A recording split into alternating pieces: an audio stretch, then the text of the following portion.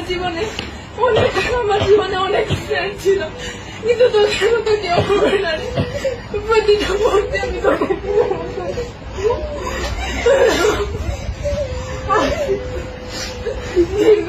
12 বছর পড়াশোনা জীবনে অনেক স্যারের সাথে পরিচয় হয়েছে, অনেক বন্ধু বান্ধবের সাথে পরিচয় হয়েছে, কিন্তু স্বামী স্যারের মতো কেউ হয়ে উঠতে পারিনি আজ পর্যন্ত। ফ্রেন্ড আজ পর্যন্ত আমি ক্লাসের মধ্যে অনেক কথা দাবনা দিতাম, যাতে অনেকেই বিরক্ত হতো।